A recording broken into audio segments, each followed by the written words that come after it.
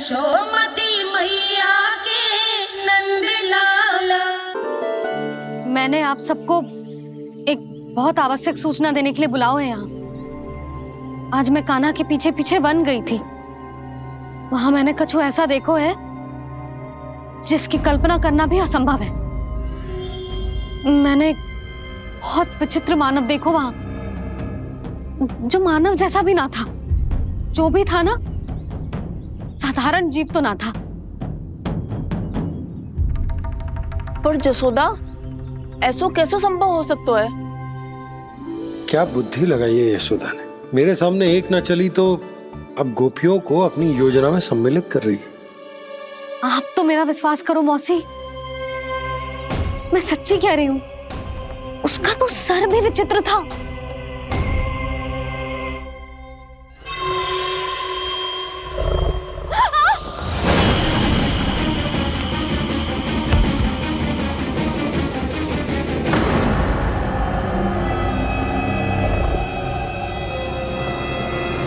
मैं असुर ना हूं रानी भाभी, मैं तो बंसी हूँ।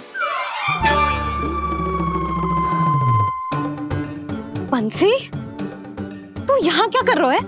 रानी भाभी, कान्हा ने ये पोटली और मटकी देके भेजो है ताकि आपको पता चल जाए कि उन लोगों ने भोजन कर लिया है और वो सब सुरक्षित भी है। तू उन्हें अकेला छोड़ के यहाँ आ गया है और ये भी कह रहे हो कि वो सुरक्षित है। इतनी भी क्या शीघ्रता है वत्सासुर? ये जाल है, इसका छल है, पर मैं इसके बहकावे में नहीं आऊंगा।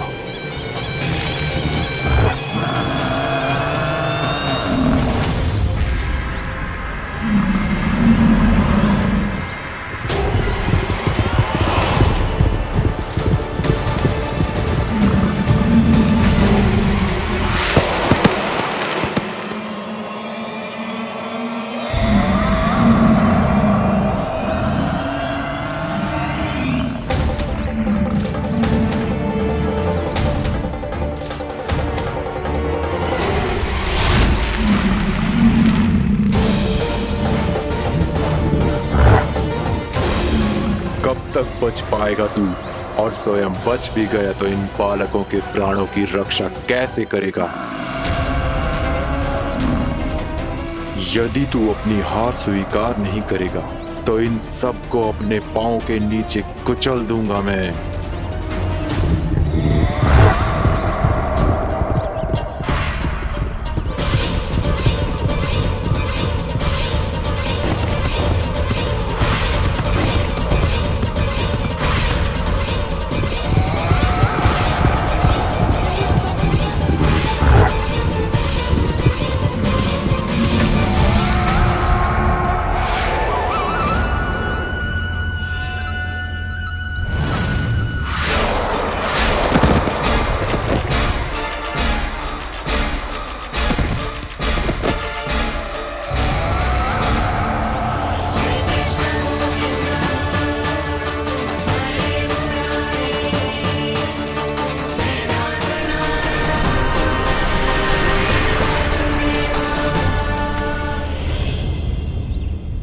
उलझन में क्यों प्रमिला?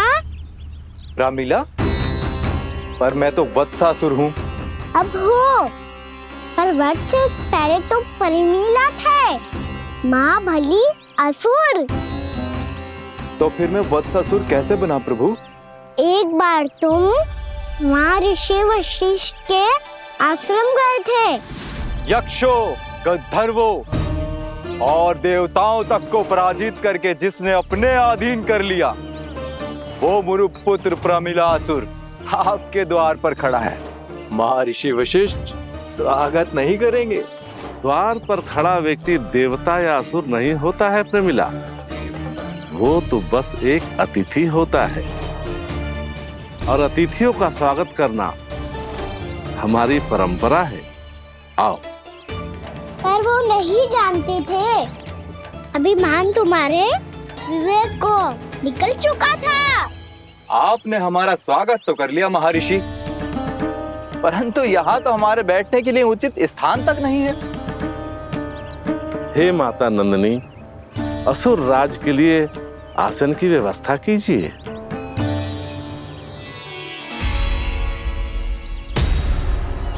विराजिए असुरराज।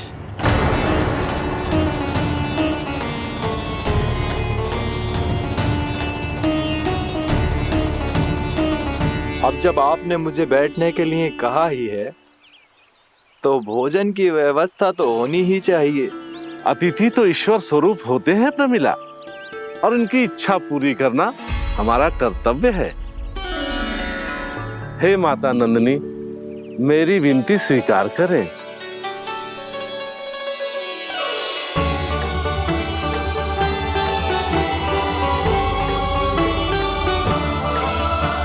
आरंभ करो प्रमिला।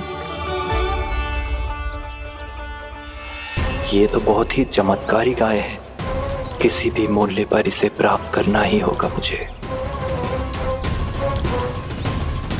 फिर तुमने ऋषि वशिष्ठ से नंदिनी को पाने की योजना बनाई और कुछ ही दिन के बाद ब्राह्मण का रूप लेकर उनके आश्रम पहुंच गए। कहिए ब्राह्मण देव, मैं आपकी क्या सेवा कर सकता हूँ? महर्षि वशिष्ठ के आश्रम आया हूँ। रिक्त हाथ वापस लौटना तो संभव ही नहीं है। ईश्वर की कृपा से आपके मन में जो है वो सब मिलेगा। अपनी इच्छा प्रकट कीजिए ब्राह्मण देव। तो महर्षि, ये गाय मुझे दान में दे दीजिए। गाय मुझे दान में दे दीजिए। किस सोच विचार में पड़ गए महर्षि? क्या आप ब्राह्मण की इच्छा पूरी किए बिना ही उसे आश्रम से लौटा देंगे? किंतु इस ढोंगी के कुचक्र में मत फंसिए महर्षि। ये ब्राह्मण नहीं, असुर प्रमीला है जो छल में मुझे आपसे छीनने आया है। छल? मेरे साथ छल करता है दुष्ट? तुझे इस कपट का दंड अवश्य मिलेगा। माता नंदिनी, इसके कुकर्म का फल दीजिए। तूने एक दिव्य गाय को पाने के लोभ में अपना वेश बदला था। अब मैं तुझे श्राप देती हूँ, तेरा वेश सदा सदा के लिए बदल जाएगा। इसी क्षण से गाय का बछड़ा अर्थात वत्स बन जाएगा तू वत्सासुर। बन जाएगा तू वत्सासुर। ये क्या हो रहा है मुझे?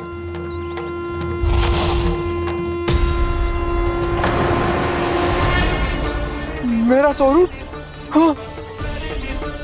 मुझे क्षमा करें मां नंदिनी, अपना श्राप वापस ले लीजिए। महर्षि, मेरी रक्षा करें। मां नंदिनी, मुझे क्षमा कर दीजिए। भूल हो जाने के बाद उसे सुधारने का एक अवसर तो सभी को मिलना चाहिए माँ। इसे क्षमा कर दीजिए माँ। इसे अपनी भूल का पश्चाताप है।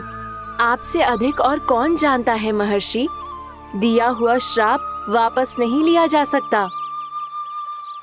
पर मैं तुम्हें वरदान देती हूँ, तुम्हें वत्सासुर के रूप में केवल द्वापर युग तक रहना होगा। उसके बाद स्वयं प्रभु श्री विष्णु के अवतार तुम्हें मुक्ति प्रदान करेंगे।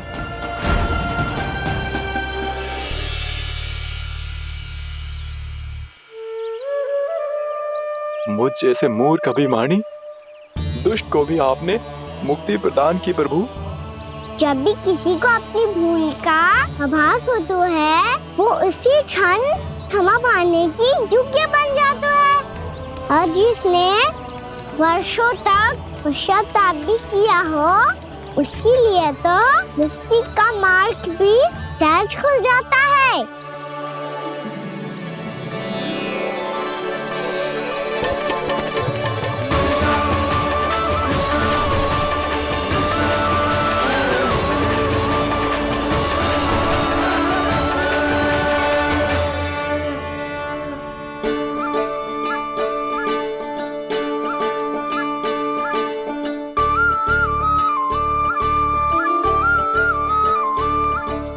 यशोदा,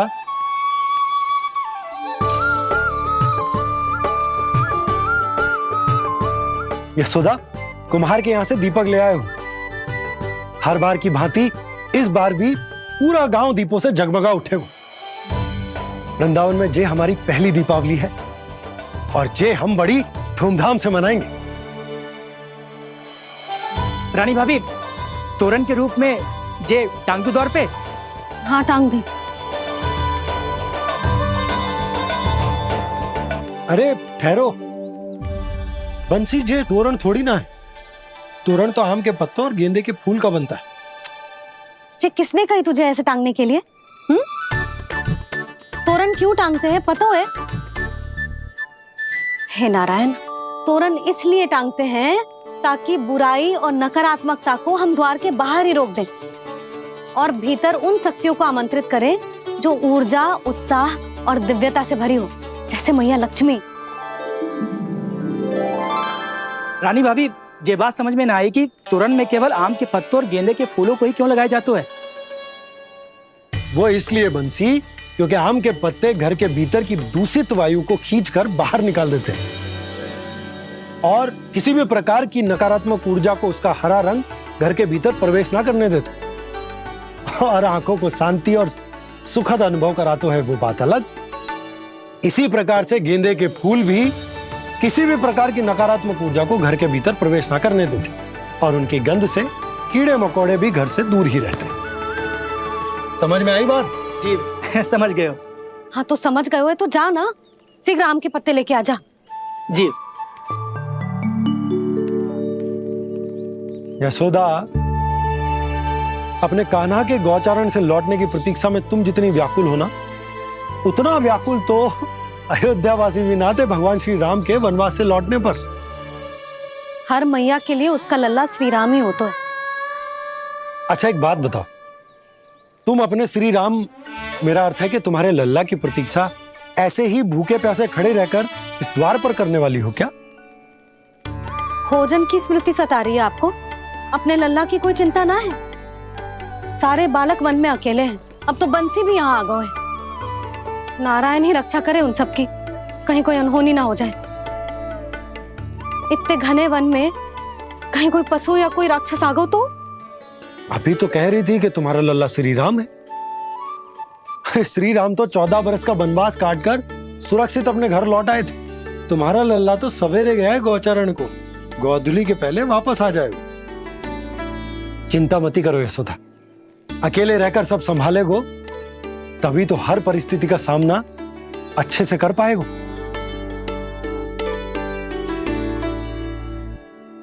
कान्हा,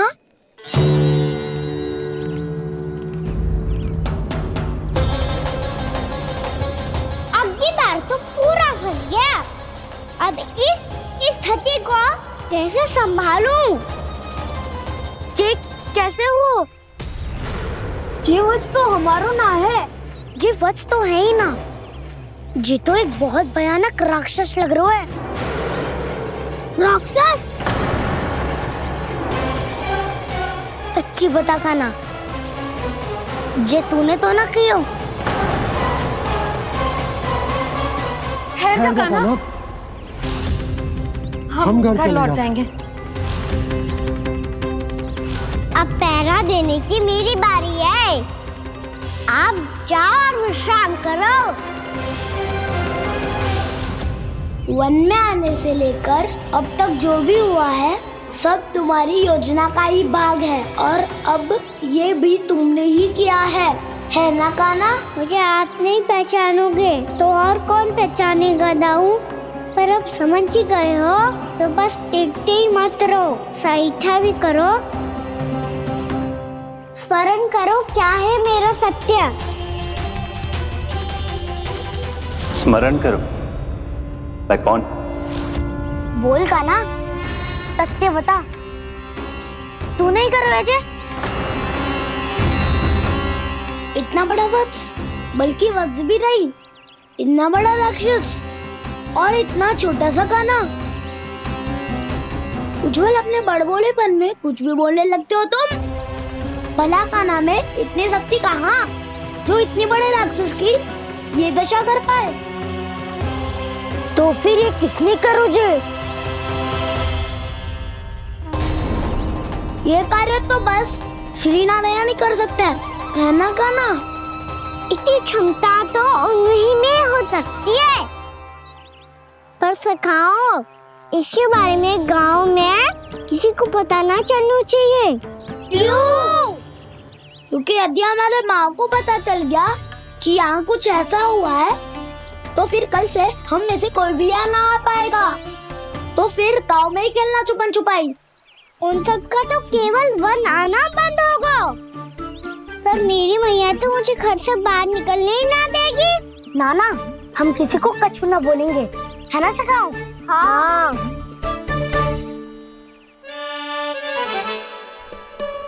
क्या होगा हो सकता? तो हाँ क्यों ना कह रहे है? क्योंकि हम यदि वन में आते ही रहे और ऐसे ही भयानक राक्षस या पशु ने हम पर फिर से आक्रमण कर दिया तो कान्हा है ना। मेरे कहने का अर्थ है कि श्री नारायण है ना, जैसे उन्होंने आज हमारे प्राणों की रक्षा की, भविष्य में भी वही करेंगे। तो चलो और सारे के सारे खाद होली का समय हो गया है, वापस चलो चाहिए। मना तो कर दिया है, पर ये सब मानेंगे यदि इनमें से किसी ने भी भैया के सामने मेरा भेद खोल दिया तो?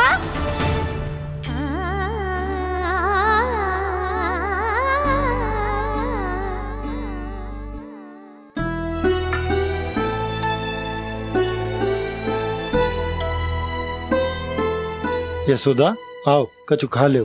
मैं अब और प्रतीक्षा ना कर सकती, मैं जा रही हूँ। भूखी जाओगी? हाँ। और जब कान्हा पूछेगो कि मैया आपने भोजन कियो कि ना, तो क्या कहोगी? जब उसे पता चलेगो कि उसकी प्यारी मैया उसके बिना भोजन ही ना करती, तो वो स्वयं भी भोजन ना करेगो, पूरे दिन भूखा रहेगो। यही चाहती हो तुम?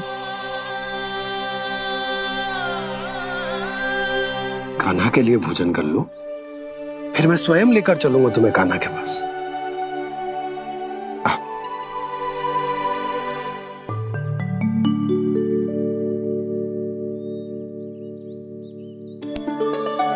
आपने कान्हा का नाम लियो है, इसीलिए खा रही हूँ।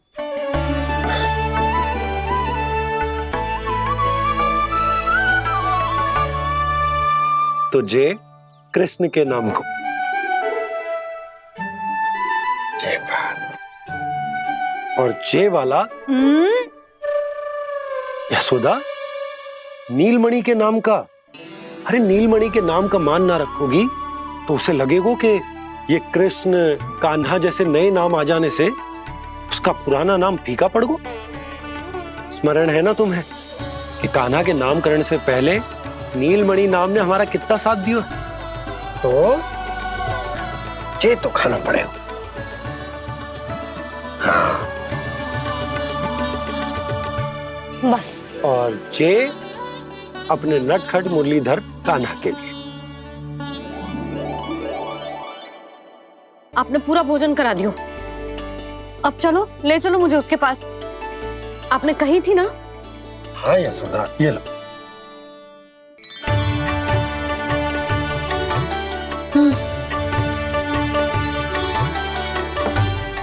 चलो।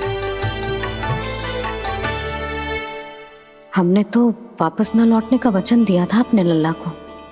मैं तो मैया हूँ, ममता में आके अपना वचन भूल जाती हूँ, पर गोपराज तो अपने वचन के पक्के हैं। जे इतनी शीघ्र कैसे तैयार हो गए?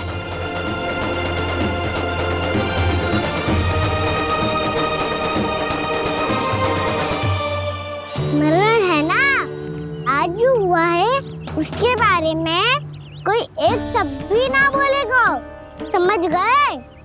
हम तो समझ गए कान्हा, और हम बताएंगे भी ना। पर इसकी मृत्यु देखकर क्या करें? यदि किसी गांव वाले ने देख लिया तो हमें तो बताने की आवश्यकता ही ना पड़ेगा। चिंता मत करो, श्री नारायण सब संभाल लेंगे। ये जहाँ से आया है वही पहुँचा देंगे इसे। वाह दाऊ, क्या सुझाव दिया है आपने?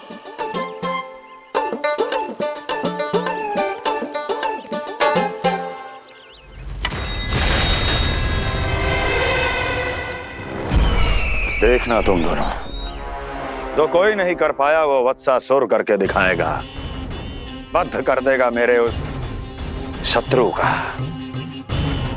विष्णु अवतार।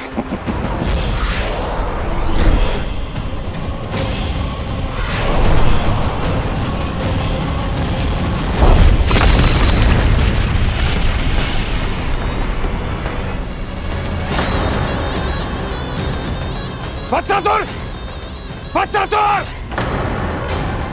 कैसे मारा उस विष्णु अवतार ने गौवंश को?